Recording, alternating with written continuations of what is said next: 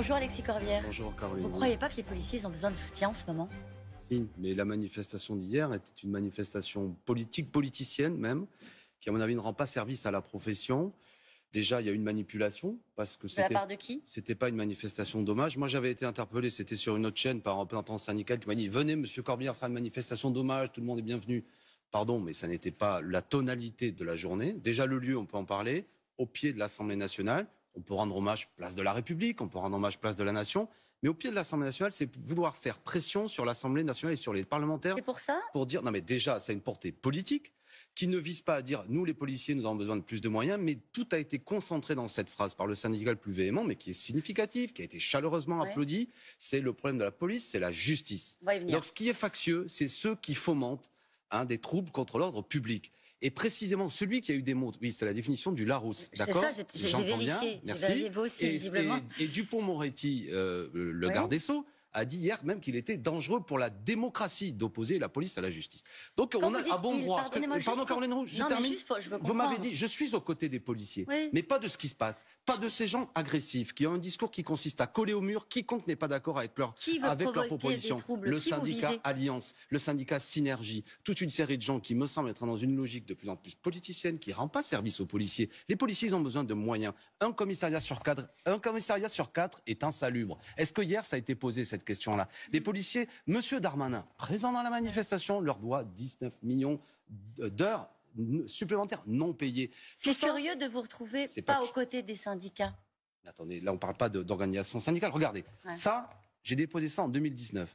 Une commission d'enquête pour comprendre les suicides particulièrement élevés dans la police et la gendarmerie. C'est un problème extrêmement grave. À l'époque, des organisations de policiers disaient même que c'était dû à un management brutal. Est-ce que les mêmes organisations qui hier ont accepté M. Darmanin m'ont soutenu quand j'ai demandé, il y a 2 ans, qu'on s'interroge là-dessus sur... Qu'est-ce qu'ils vous ont dit? Pas du tout, parce que c'est pas ça leur sujet. Et pourtant, c'est quoi leur sujet? Je comprends pas. Leur sujet, c'est fabriquer un agenda politicien qui consiste à dire qu'aujourd'hui le problème c'est la justice, avec une ancienne qui est fausse factuellement, que la justice est trop laxiste, que en gros dans ce pays, on relâche les gens, qu'on les condamne pas assez, ce qui n'est pas la vérité. Un agenda politique de quoi? Au profit de ceux qui veulent faire de la campagne présidentielle qui vient, non pas un débat sur la question sociale, non pas un débat sur la défense des services publics, mais un débat sur une question qui me semble être extrêmement dangereuse. Vous dites le syndicat Alliance fait campagne pour Marine Le Pen en faisant ce rassemblement hier. J'en ai peur qu'il y ait une tonalité générale, effectivement, où ce soit au service de thématiques aujourd'hui que je qualifie, vous avez bien raison de le pointer, qui ont été portées longtemps par un parti politique, l'extrême droite, le Front National, aujourd'hui Rassemblement National, qui consiste à dire dans ce pays, on ne condamne pas assez, la justice est trop laxiste, ce qui est factuellement faux. Vous avez dit quelque chose qui m'a interpellée. Vous dites, au fond, on va faire de cette campagne d'une manière presque artificielle. On va la faire tourner autour de la sécurité. La sécurité, aujourd'hui, c'est l'une des préoccupations principales des Français, y compris dans des zones rurales, y compris dans des villes moyennes. Vous qui êtes élu de Saint-Denis, c'est des problématiques que vous connaissez très bien au quotidien. Vous dites quoi? C'est une construction des syndicats comme Alliance? C'est une construction médiatique? C'est quoi? Vous voulez qu'on réponde aux problèmes, notamment que la police ait plus de moyens pour faire face à des problèmes d'insécurité qui sont dus à une précarité, au fait qu'il y a des trafics de drogue, mais des trafics vraiment, pas seulement la petite consommation du type qui fume son joint, si je peux permettre l'expression. Tout ça, ça nécessite des moyens d'enquête, des moyens de renseignement. Et toute une série de gens qui sont venus hier parader, notamment ceux des Républicains, avaient supprimé plus de 10 000 postes de policiers.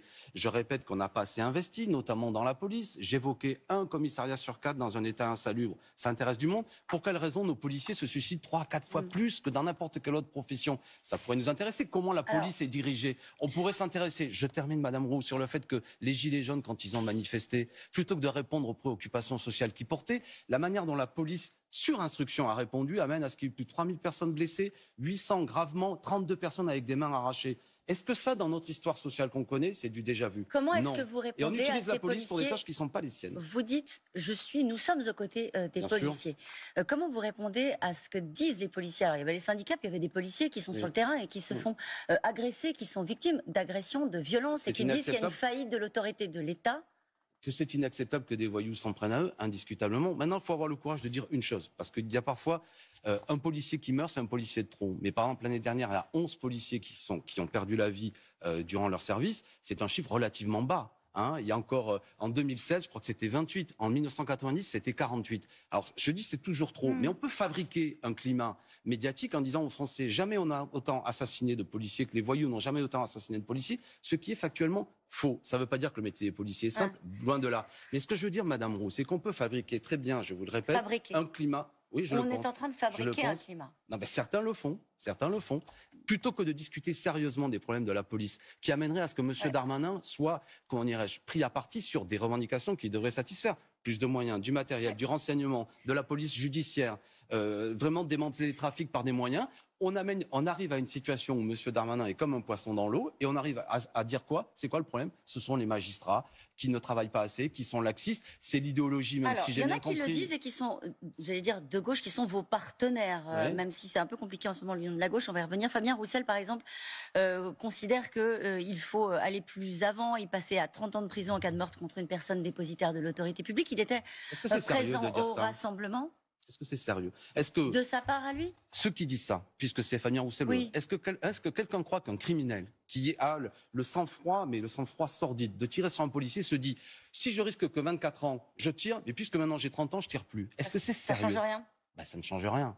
Ils sont tombés dans la surenchère, vos partenaires de gauche? Il me semble que certains pensent que, comme aujourd'hui, comme vous l'avez bien dit, le thème de la sécurité semble un thème majeur. Certains pensent qu'ils vont en quelque sorte être en phase avec cette opinion publique en courant derrière des thématiques d'extrême droite. Je pense qu'ils se perdent. Pardonnez-moi de les appeler vos partenaires, mais le Parti socialiste. Le Parti socialiste, par la parole d'Olivier Faure, hier a raconté n'importe quoi. Par ailleurs, en expliquant que la police devait même avoir un droit de regard sur les décisions de justice. Alors là, on sombre complètement dans des fondamentaux de ce que le Parti socialiste, les Républicains ont toujours porté. La police doit faire son travail.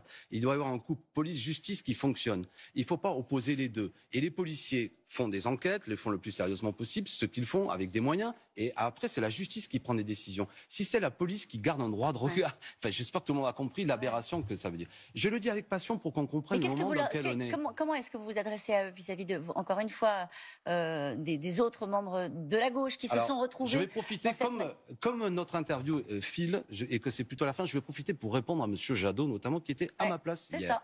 Certains mentent, et c'est le cas de M. Jadot qui hier a menti. Et j'espère que quand même, chacun comprendra. Par exemple, il a expliqué que les mêmes qui sont pour l'Union concrètement ont organisé la division. Vous l'évoquiez, j'espère que c'est en PACA. En PACA, M. Jadot, sa représentante qui s'appelle Mme Hardy, a dit que la condition du rassemblement avec le PS était le fait qu'il n'y ait pas la France insoumise. M. Jadot, ici présent, hier à ma place, vous a dit l'inverse et a dit qu'il nous avait tendu la main jusqu'au bout, ce qui est factuellement faux. Donc ce que je suis en train de dire, c'est qu'à l'heure actuelle, toutes ces histoires intéressent peu de gens. Il faut s'adresser au pays, leur dire, si vous voulez défendre la police républicaine, si vous voulez défendre les services publics, si vous voulez qu'on parle de questions sociales, il y a Jean-Luc Mélenchon, qui nous gardons notre sang-froid quand certains qui sont très, comment dirais-je, dans un agenda très lié aux thématiques d'extrême droite, hier ont manifesté sans retenue et sans voir quelles étaient les revendications de cette journée. Je vous en prie. Aux passionnés d'histoire. Rappel aux gens qui nous regardent ce matin. Fayard présente sa nouvelle traduction de Mein Kampf. Le livre s'appelle Historiciser le mal, étude critique, édition critique de Mein Kampf, avec un texte précédé de 27 chapitres, notes d'éléments critiques. Les recettes seront transmises à la fondation Auschwitz-Birkenau. Faut-il le rééditer malgré tout? On n'a plus beaucoup de temps. Je m'y étais opposé avec Jean-Luc Mélenchon. Je comprends que les historiens puissent travailler sur Mein Kampf, mais dans le contexte actuel, rééditer un ouvrage antisémite qui aura un certain succès, non pas en raison des petites, de l'appareil critique comme on dit, mais par la tonalité antisémite et son auteur, je ne trouve pas ça très bon dans le contexte. C'est dit. Merci beaucoup d'avoir été mon invité ce matin.